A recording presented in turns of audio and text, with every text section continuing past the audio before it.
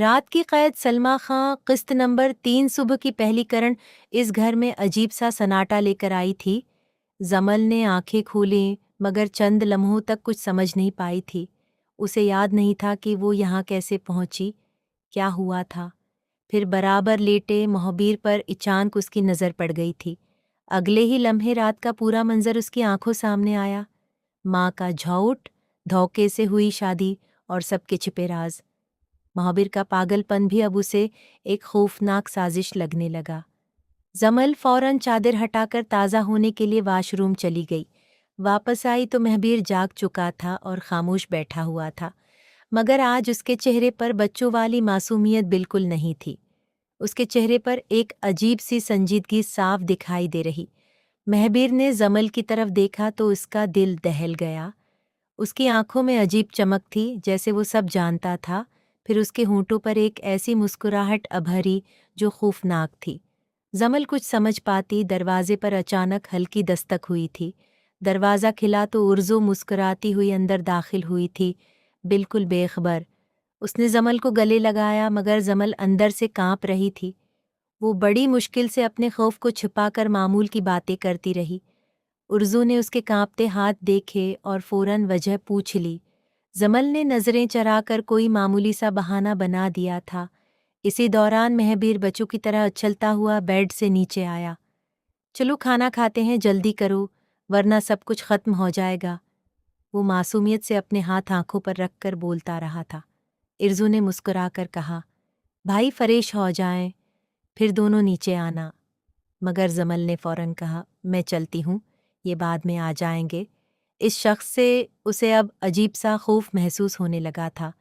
محبر نے اچانک اس کا ہاتھ تھاما تو زمل لرز اٹھی تھی۔ اسے محسوس ہوا جیسے کسی چٹان نے اچانک اس کا ہاتھ تھاما ہو۔ محبر نے اسے دیکھا اور نہایت سنجیدگی سے آہستہ پوچھا تھا، ہم ساتھ چلیں گے، تم میرے ساتھ چلو گی نا زمل؟ اس بار اس کی آواز میں بچوں جیسی معصومیت بالکل نہیں تھی۔ زمل نے خفزدہ ہو کر آہستہ سے سر ہلایا اور بیٹھ گئی تھی۔ محبر فریش ہونے چلا گیا جبکہ ارزو بھی کمرے سے باہر چلی گئی۔ زمل اکیلی رہ گئی تو ذہن میں کئی سوالات اٹھنے لگے تھے۔ اس شخص کے کتنے چہرے تھے اور اس گھر میں کتنے راز تھے؟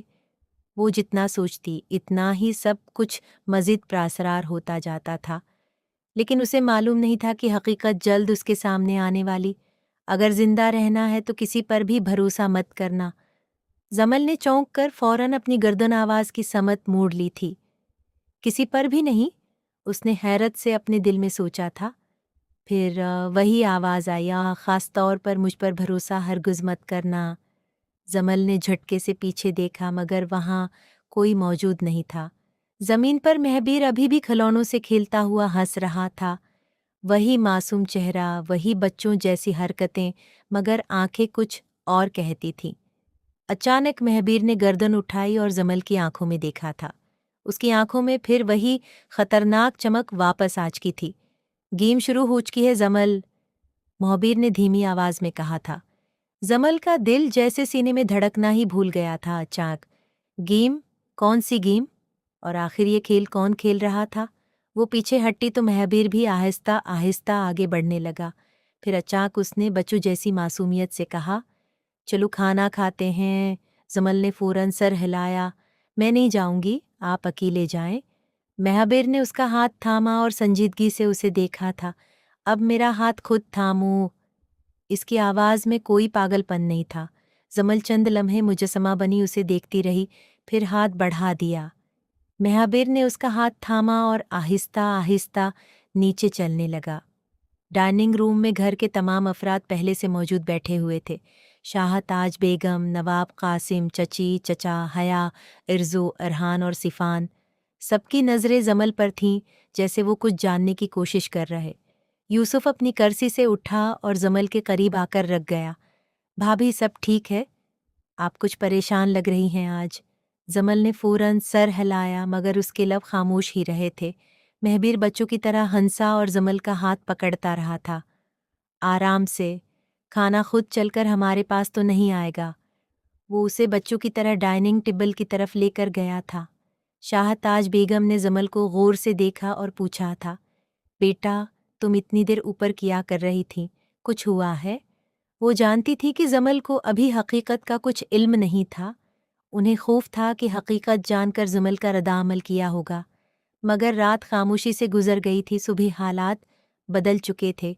जमल का खौफ देखकर शाह ताज बेगम समझ चुकी थी सब कुछ। नहीं, सब ठीक है, जमल ने कमज़ोर सी मुस्कराहट के साथ कहा। महबीर फौरन उसके करीब झुका और सरगोशी में कहने लगा था, ये सब तुमने खुद अपने लिए चुना है जमल।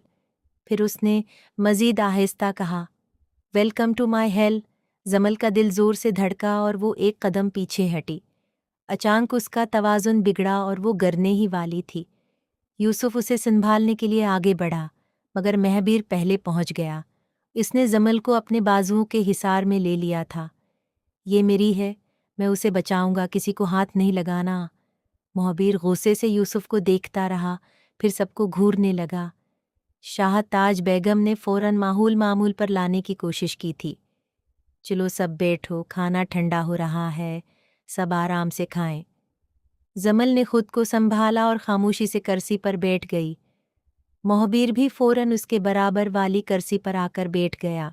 मोहबीर ने प्लेट उठाई और उम्मीद भरी नज़रों से जमल को देखा।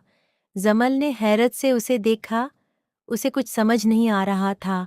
ज़बीदा बेगम के मुन्हा से अचानक अल्फाज निकल गए थे, उसे खुलाना पड़ता है। फिर उन्हें अपनी बात का एहसास हुआ और फौरन नज़रें झुका लीं। जमल ने बात समझते हुए महबीर की प्लेट में खाना डाल दिया, मगर महबीर ने फिर भी नवाला नहीं उठाया, बस उसे देखता रहा। जमल ने नवाला बनाया और आहिस्ता से उसके मुंह तक पहुंचाया। महबीर ने फौरन नवाला खा लिया, जैसे यही चीज़ वो चाहता था। शाह ताज बेगम और नवाब कासिम एक दूसरे को देखकर मुस्कुराए। उन्हें उम्मीद थी कि शायद जमल ही महबीर को दोबारा बदल सके। अचानक दरवाजे की तरफ से हल्की सी सरसराहट सुनाई दी थी। जमल ने फौरन दरवाजे की तरफ देखा, मगर वहाँ कोई नहीं था। उसके दिल की धड़कन तेज हुई और हाथ सीने पर आ गए। महाबीर ने उसे देखा और बच्चों की तरह जोर से हंस दिया। इतनी डर क्यों रही हो? ये सब तो सिर्फ एक खेल है। जमल ने पहली बार हिम्मत करके उसे गौर से देखा और कहा, ये खेल नहीं है, मुझे यकीन है यहाँ कुछ गलत हो रहा है। मोहबीर की आंखों में एक लम्हे के लिए संजीदगी उतर आई थी। गेम अभी शुरू हुई है जमल, तुम्हें बहुत कुछ देखना है। जमल की नज़रें मुसलसल उसके चेहरे पर जमी हुई थीं, खामोश। मोहबीर ने अचानक खिड़की की तरफ इशारा किया और धीमी आवाज़ में कहा, देखो, वहाँ जो कुछ है वो भी मेरे खेल का हिस्सा है। जमल ने फौरन खिड़की की तरफ देखा, मगर बाहर सिर्फ सन्नाटा था। दरख्तों की शाखें हुआ के साथ हिल रही थीं और रात गहरी थी। फिर अचानक उसे खिड़की के बाहर एक काला साया दिखाई दिया था। जुमल के हाथ कांपने लगे और उसकी सांसें बेकाबू हो गईं। महाबीर ने उसके हाथ थामे और आहिस्ता से कहा था, ड्रू मत, मैं सिर्फ तुम्हारा इम्तिहान ले रहा था, हिम्मत देख रहा था। इसकी आवाज़ इतनी धीमी थी कि सिर्फ जमल सुन सकती थी। जुमल के दिल में खौफ के साथ तजस्सुस भी बढ़ता जा रहा था। वो सोच रही थी, ये साया कौन था और महबीर क्या जानता है। अचानक पर्दा तेजी से हिला और काला साया दोबारा नमूदार हुआ था। जुमल ने आंखें फैलाएं, मगर अगले ही लम्हे साया गायब हो गया था। वो घबराकर कर्सी से उठी और अपने कमरे की तरफ चली गई। उसके जाने पर डाइनिंग रूम में मुकम्मल खामोशी छा गई थी।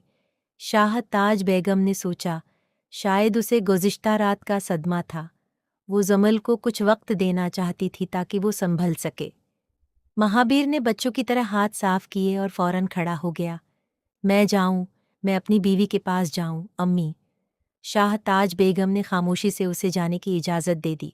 जमील कमरे में दाखिल हुई तो उसे फौरन किसी की मौजूदगी महसूस हुई। उसने दरवाज़ा बंद किया और खौफज़दा नज़रों से अर्दगर्द देखा। अचानक उसे महसूस हुआ जैसे कोई चीज़ उसके सामने से गुजरी। जमल ने फौरन तमाम पर्दे, खिड़कियाँ और कमरे के कोने चेक किए, मगर वहाँ कुछ भी नहीं था, सिर्फ खौफ बाकी रह गया था। इसी वक्त महाबीर भी कमरे में दाखिल हुआ और खामोश खड़ा रहा। फिर वो आहिस्ता आहिस्ता जमल के करीब आया और रख गया। उसने खिड़की की तरफ इशारा किया और प्रासरार अंदाज में कहा, ये गेम अभी शुरू हुई है जमल, आगे बहुत कुछ बाकी है। जमल ने कांपती आवाज़ में पूछा, आखिर तुम चाहते क्या हो मुझसे? महाबीर ने जवाब नहीं दिया, बस उसके चेहरे को देखता रहा। अभी वक्त नहीं आया कि तुम्हारे सामने सब हकीकत खुल जाए, मगर आहिस्ता आहिस्ता तुम हर राज के करीब पहुंचती जाओगी। जमल ने झटके से उसे देखा तो उसके तासरात बदल गए। अचानक वो बच्चों की तरह दांत निकालकर जोर से हंसने लगा। जमल ने पलके झपकाए तो सामने फिर एक संजीदा मर्द खड़ा था। न कोई पागलपन था, न बच्चों जैसी मासूमियत, बस प्रासरार खामोशी। जमल को अब यकीन हो गया था कि महबीर कुछ छुपा रहा है, लेकिन वो ये फैसला नहीं कर पा रही थी कि वो दुश्मन है या मुहाफिज। इस घर में हर चेहरा शायद किसी दूसरे चेहरे को छिपाए था, और सबसे बड़ा सवाल ये था कि असल खेल कौन खेल रहा। जमील ने दिल में अहद किया कि वो हर राज जानकर रहेगी। वो महबीर की हकीकत भी जानना चाहती थी और साये की भी। उसी लम्हे कमरे की बत्ती हल्की सी झलमलाई और अचानक बंद हुई। अंधेरे में एक साया दोबारा जमल के सामने नमूदार हो गया था। जमल के लबों से बेअख्तियार एक चीख निकलने वाली थी कि अगले ही लम्हे किसी ने उसके कान में सरगोशी की। जिस शख्स से तुम सबसे ज्यादा डरती हो वही शायद मुहाफिज है। जिमिल ने फौरन पलटकर देखा, मगर पीछे कोई भी मौजूद नहीं था। सिर्फ महबीर खड़ा था और उसके चेहरे पर प्रासरार मुस्कुराहट थी। क्या महबीर वाकई पागल है या सबसे बड़ा राज उसी के पास है? और वो प्रासरार साया आखिर किसका था?